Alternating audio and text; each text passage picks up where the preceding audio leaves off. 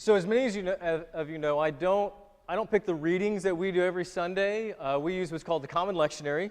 The Common Lectionary was picked like 30 years ago, and there was another one that was before that. We're actually using the Revised Common Lectionary. And it's a whole bunch of different churches, the Catholic Church, Methodist, Lutheran, Presbyterian, and other churches that all come together so many years ago, and they decided what we would be reading kind of every Sunday. And the idea is so that we would get through all the Bible and kind of get, the highlights and things like this. And it's a really neat thing. It keeps me from kind of having an axe to grind or other pastors. We have to get in the Word. All of us do. And what I want to tell you about this is that because we use this common lectionary, it takes things that would have normally kind of been together and it separates them up because God's Word is so deep. It's just so many levels that you kind of got to take it in pieces. But when Jesus was teaching this stuff, it would have all come out at once. And when the stuff was written down, it would have been read all at once. So the things that we've been doing over the past 3 weeks really are kind of one thing. So I just want to take a second and retrace where we've been the last few weeks. So if you imagine or remember the first week, we talked about that come to Jesus moment. That moment when you recognize that your life has been ordered in the wrong way and you need to refocus the order of your life. That's that come to Jesus moment.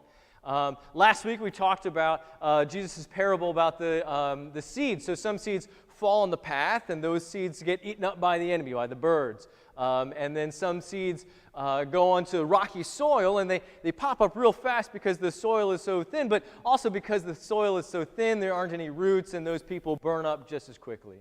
And then finally are those who grow into areas where there are a lot of weeds. This is life and it chokes us out. And Jesus' point was if you follow him in his kingdom, then you will have good soil and you will produce fruit that isn't just, a little bit. It'll be 30 times, 60 times, even 100 times greater than what you yourself are able to produce. And this week Jesus was talking about the difference between wheat and weeds. And so I want to get into that, the difference between wheat and weeds. And when I talk about this, I want you to hear me talk about salvation because that's what we're talking about. I mean, that's the big piece of pie, right? But there's other pieces of the pie, which is how we live our life and the benefits that come with us when we follow Jesus. And when last week we talked about how it is that people find themselves falling away from God, today I want to talk about the why. Why do people find themselves falling away from God? And really, there's just kind of two big groups, and I'm going to talk about them quickly. The first is that we overestimate our strengths. Some of you are aware, some of you are conscious about how you exist in the world, and you know that you have weaknesses. You know that you don't have the strongest of suits in this thing or that thing or another thing, and so you take special care to either hide or protect your weaknesses or share those with somebody so that they can help and protect you. But do you recognize your strengths can also be weaknesses? The classic example of this is the Trojan horse. Right, the Trojan horse is a metaphor from thousands of years ago where the Greeks couldn't get into the Trojan city of Troy. And why not? Because the walls were so big, huge. Nobody could get past these walls of Troy, and that was their strength. And so the Greeks who weren't able to get through this wall built a big horse and gave it to them as a gift, a tribute for how awesome their wall was. The Trojans saw that the Greek army left, and they brought the horse in to celebrate this awesomeness. And of course, inside the horse were the Greeks, who, when everybody went to bed, hopped out of the horse, opened up the gates, and here comes the army. And all of a sudden, the Trojan strength has become its weakness. So this is just a little bit about how our strengths can become our weakness. And I want you to recognize something about yourself. I know, and I hope you can get with me on this. Given any situation, given a particular set of situations, a particular place that I might find myself, there is no such thing. There is no such thing as, given the right situation, I can find myself capable of any sin. That might be a weird thing to think about or say, but I hope that you can recognize that as a truth, that you don't think of yourselves as murderers or something like this. But given the right situation, just the perfect situation, you are capable of any sin. And you're telling yourself, oh, that's never going to happen. It's an impossibility. And yeah, okay, maybe it's incredibly unlikely to happen. But I need you to recognize that as beings, we have weaknesses in all kinds of places and ways. And even those things that we consider to be our strengths can be our weaknesses. That we can find ourselves in situations that are just the right way to make us do the wrong thing. That's an important place to understand, because if you understand that to be the case, then everything else makes perfect sense, which is that if you understand that you can sin, then you should be on the lookout for all the ways in which you are sinning or could possibly sin. And one of the biggest ways, if you don't agree with me, is that you're overconfident. Your overconfidence can find you in a place of big trouble. In fact, the essence of sin is overconfidence. The third book of the Bible, or the third chapter of the Bible of Genesis, is Adam and Eve. Everyone knows Adam and Eve, right? And the snake. And the story, okay, hey, here's this chick and this dude, and they're going to eat some apples, even though God said don't eat the apples. And they do eat the apples because they think they know better than God. That's the essence of the story. And from that original sin, it is the origin of all the other sins, that we know better than God. If you take from Genesis 3 that you shouldn't talk to lizards, that's the wrong story. That's the wrong message. Go ahead, talk to lizards. That's all right. I'm not going to make fun of you to your face. We're supposed to understand from this story that we think we know better than God. God the Almighty. God the all-knowing being, but I know better than Him, right? That's the message of Genesis 3, that we know better than God. And not only do we know better than God, here's the thing. If you get honest with yourself, when you know better than God, first of all, God be damned, He's not going to stop me. And maybe even I know this is a sin, but I want it. I want it. I don't care if it's a sin. I'm going to do it anyway. I like it that way. That's what I want. That's overconfidence. That is the essence of so many sins, which is really an imbalance. When God is our God and we are His creatures, things are in balance. When we follow Him, when we listen to Him, things are good for us. When we follow ourselves and we don't care what God has to say, things get imbalanced. Last week I told you about being in the weeds, how we are all in the weeds. Every last one of us, we could probably take half of what we're doing in our life, cut it out, and we would still have a very full life, and maybe even a fuller life, because then we could focus on things, really focus on things. And I said, there are things that we fill our life with that are good. Work is good. Hobbies are good. Vacations are good. Binge watching Netflix is good. It's okay. I'm telling you, it's not a sin to binge watch Orange is the New Black. That's all right. Go ahead.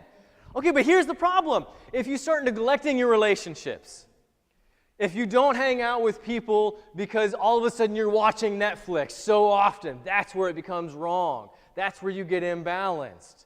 God put people in your life so that you might be influenced, or maybe so that you might influence.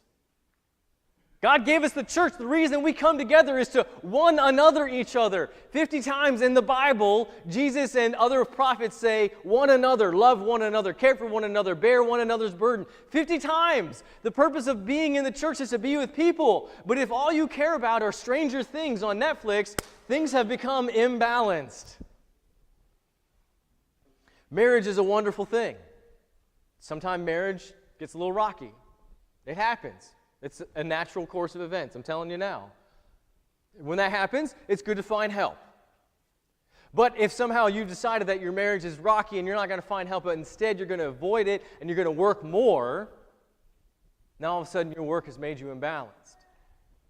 Those beautiful relationships that God put in your world to bless you, to heal you, to move you and guide and protect you, out of balance. If you get on Facebook and you think everything you see on Facebook is the truth, we need to have a come to Jesus moment. Right? Because there's a lot of things on Facebook which are good. I'm not knocking it in that way, but you have to know, please tell me you know, that there's a lot of curated stuff on Facebook. And nobody puts their problems, all of them, up on Facebook. And let's be honest, if you have a friend who always constantly spews negativity, you just kind of hide that friend and you move on. Right? Well, Facebook is a wonderful thing up until you decide that you can only have to put the good. And then you start going on vacations just so you can get the pictures, just so you can make people jealous of the things that you do. Look at my life and how awesome it is, and the rest of you plebes are worthless. All of a sudden, imbalance. These are our weaknesses, these imbalances. They're the things that tempt us. We all have weaknesses. Can we admit to that? That we all have weaknesses, that there are things that guide our life that aren't necessarily our strengths. They tempt us. These insecurities come out. When you live your life by these weaknesses, you're not living the life that God intended you to live. You might be inviting sin into your life, and all of a sudden, you're going to be a slave to that sin. You've lost your will. You've allowed your weakness to guide you. And you can even say that you've got this little devil. I had this great conversation which reminded me of this thing that we all know. Remember Bugs Bunny? Okay, some of you don't remember Bugs Bunny. You don't know who I'm talking about. But that's all right. That's all right. You youngins, just pay attention for a little bit longer. We'll get back on track. Bugs Bunny used to have this thing where he would have like the good bugs on the one shoulder and the bad bugs on the other shoulder, and they would like talk to the one Bugs Bunny trying to get him to do the one thing or the other. Well, it's not completely different, right? When you get these little devils in your life, they're telling you, you can't do that. They're telling you, no, you're not allowed to do that. And they pull these strings, and all of a sudden you become a puppet to these little devils, which are controlling you in your life and telling you how to do the things. And then you let them do it. And when they pull the strings, when you find yourself as a slave to sin, when you give over your willpower, every pull of the string is one step away. Another pull of the string, and you get another step away, and you find yourself further and further and further away from God until you don't even care anymore. That's not the message you care about. You're not even listening to that anymore. You're so out of balance, you don't even know what balance is anymore. And the end result is the same. When we walk so far away from God, when we let our overconfidence, or we let our weaknesses, or our insecurities, or we get tempted and we get pulled away from God, we become weeds. We're no longer the wheat. We don't feed the world. We don't bring the goodness. We just choke other people out. We just obscure the goodness because we aren't it. If you were here last week and you remember, I said that when you're on the paths, and the birds come and get you, or you're on the path and you're in the rocky soil, or you're on the path and the weeds are choking you out, it's not necessarily you have to be on one path or the other. You can be on multiple paths at the same time. You can go from one path to the other. And it's the same thing with the weeds and the wheat. You don't necessarily are a wheat or are a weed. You can be both at the same time. And I'm going to say very boldly, I hope you understand, and I'm going to help you understand, that thing where you're both at the same time, there's this great big Latin phrase that Martin Luther used for that, but it doesn't matter what the phrase was. What matters is this is the biggest problem in Christianity today. The biggest problem in all of the kingdom of God on earth today is that Christians don't know that they can be both weeds and wheat. So what happens if you sin? You're a weed. Well, okay, you have to do something about it, right? You have to cover it up. You have to make it look good. I don't sin. You see, because if I'm a Christian, I don't sin, and I just did this sin, and I can't let anybody know about it. So what am I going to do? I'm going to make it all pretty. I'm going to put up a nice big plaster, a nice facade. I'm going to hide it with more lies. I just sinned. I'm going to continue to sin. I'm going to get deeper into that sin. I'm going to cover it up. You know what happens if that facade breaks? People look inside. They see past all the beauty exterior that you had going on. They saw that you were a liar. You were saying one thing and doing another. There's a word for that. It's a hypocrite. Anybody ever hear that Christians are hypocrites? It happens. That's why it happens. Because we convince ourselves that I'm a Christian and I'm sinless and I'm perfect and everything is awesome. And then when I sin and I have to pretend that it's not, and then that falls down, the world looks at that and they go, ha, liars. You don't bring anything good in the world. You just bring more lies. There's another way that this can work. You can say, hey, you know what, I've sinned, but it's not a sin. Yeah, okay, I do this thing that these Christian folk, they say don't do, but you know what? It's not a sin. It's okay. It's all right. And so instead of backing up and saying something was wrong, you dive head first into it. Don't dive head first into a pool with no water. That's going to be bad for you. But when you look at your sin and you say it's a good thing, it's the exact same thing as diving into a pool with no water. You say, oh no, I want it, I like it. This is the way it's supposed to be for me. It's good for me this way. I want it. That's a kind of a hell where you have to live inside your sin and you can't get out of it. And you're stuck in it. And anybody who would help you isn't there to help you anymore because either they've considered that you're just lost and gone or you've pushed them away because they don't believe in the same thing in the way that you do. And both of these ways are wrong. Either saying that the sin that you do is good and you like it and you want more of it, or to say, yeah, it's bad, but then you don't tell anybody about it and you cover it up. Both of them are wrong, and they just perpetuate more of the same thing. Imbalance, more sin, more imperfection, further away from God. Just a weed. Imbalance and weakness and overconfidence, all these things. These are our problems, but the beauty about God is He gave us confession. He said, look, you're going to do these things. You're going to do these things. There was one perfect person, and it ain't you. And when you do these things, here's what you do. You admit it. You confess it. Lord, what I did was so wrong. I can't imagine. Why would I do that? Why would I say those things? I'm a liar. And God will say, yeah, you lied. Lord, I don't know what got into me. I know that I needed to go and help and do these things, but I'm not feeling it, and I wish I had helped. Lord, I was lazy. Yeah, says the Lord, you were lazy. Lord, I don't know why I decided that I have to keep everything for myself. I've got so much. I've been given so much, and I don't want to give any of it away. And I know that was wrong, and I want to do something different from that. I was just being greedy. And God will say, yeah, you were greedy.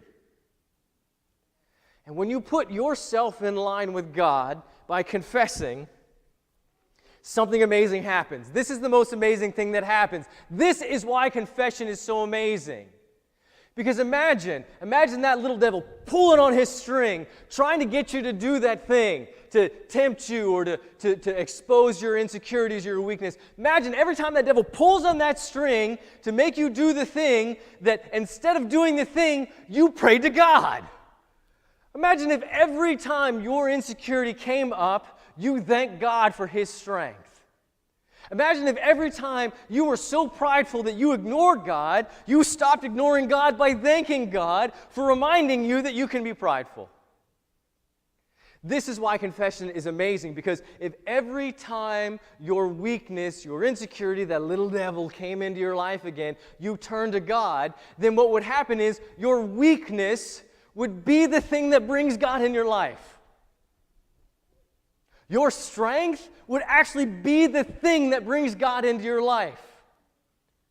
You know, we don't like to talk about malevolent little spirits and devils, but if there's a devil and he is accosting you, and he's trying to pull you away from God, every time that he would tempt you, if you turn to God, then that means that devil is actually bringing God into his life. And by virtue, your life.